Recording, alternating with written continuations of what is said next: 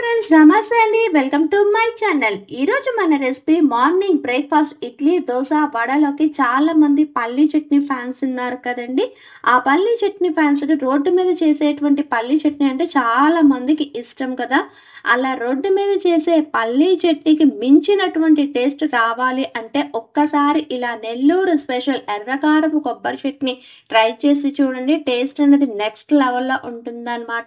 ఇంకెందుకండి ఆలస్యం, వీడియోలోకి వెళ్ళి ఆ ప్రాసెస్ ఏంటో చూసేద్దామా. మరి పొయ్య వెలిగించి పాన్ పెట్టుకొని దీనిలోకి 1 టేబుల్ స్పూన్ ఆయిల్ ని వేసుకోవాలండి. తర్వాత దీనిలోకి 4 టేబుల్ స్పూన్ పల్లీలను వేసుకొని ఫ్లేమ్ అన్నది లో టు మీడియం ఫ్లేమ్ మధ్యలోనే పెట్టుకొని ఈ పల్లీలు అన్నవి దోరగా వేయించుకోవాలన్నమాట. ఇలా వేగిన తర్వాత దీనిలోకి 8 ఎండుమిరపకాయలను కూడా వేసుకుని ఈ ఎండుమిరపకాయలు అన్నవి కూడా కొంచెం దోరగా వేగే అంతవరకు వేయించుకోవాలి. వేగిన తర్వాత దీనిలోకి ఫైన్ గా చాప్ చేసినటువంటి ఫ్రెష్ కొబ్బరిని 4 టేబుల్ స్పూన్ వేసుకుని ఈ కొబ్బరి అన్నది లైట్ గా కలర్ చేంజ్ అయ్యే అంతవరకు వేపుకోవాలండి.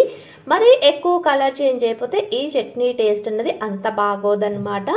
ఇలా వేగిన తర్వాత దీనిలోకి తొక్క వలుచుకున్నటువంటి 4 వెల్లుల్లి రబ్బలు, శుభ్రం చేసుకున్నటువంటి 2 ఇంచీల అల్లము, టేబుల్ స్పూన్ పుట్నాల పప్పు, అదే పచ్చడి పప్పు అంటాం కదండి, దాన్ని కూడా వేసుకొని 1 నిమిషం వేపుకొని పొయ్యి అన్నది ఆఫ్ చేసి వీటిని పక్కన పెట్టుకుందాము.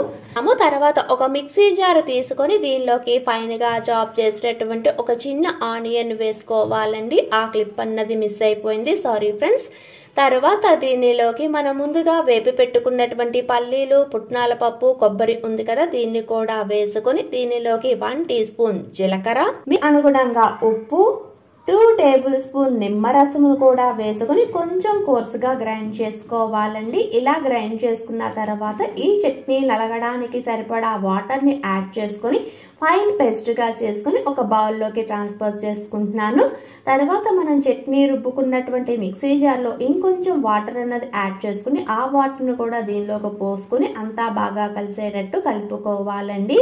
ఇలా కలుపుకున్న దాన్ని పక్కన పెట్టుకుందాము. తర్వాత దీనిలోకి తాలింపు పెట్టుకుందామండి. పొయ్య వెలిగించి పాన్ పెట్టుకొని 1 టీ స్పూన్ ఆయిల్ ను వేసుకొని పోపు దినుసులు 1 టీ స్పూన్ వేసుకోవాలండి. తర్వాత దీనిలోకి సొగానికి దించుకున్నటువంటి 2 ఎండుమిరపకాయలు, 1 రెమ్మ కరివేపాకును కూడా వేసుకొని తాలింపుని చక్కగా వేపుకొని ఆ తాలింపుని ఈ చట్నీలోకి వేసుకొని బాగా కలుపుకోవటమేనండి. అంతేనండి, ఎంతో టేస్టీగా ఉండేటువంటి రోడ్డు సైడ్ మీద పల్లీ చట్నీ కన్నా ఎంతో టేస్టీగా ఉండేటువంటి నెల్లూరు స్పెషల్ ఎర్రకారపు కొబ్బరి చట్నీ రెడీ. ఒక్కసారి ఈ రెసిపీని ట్రై చేసి ఎలా వచ్చిందో ఆ ఫీడ్బ్యాక్ ని కామెంట్ రూపంలో తెలియజేయండి. మీకు కానీ ఈ వీడియో నచ్చితే please like, share and subscribe. Thanks for watching.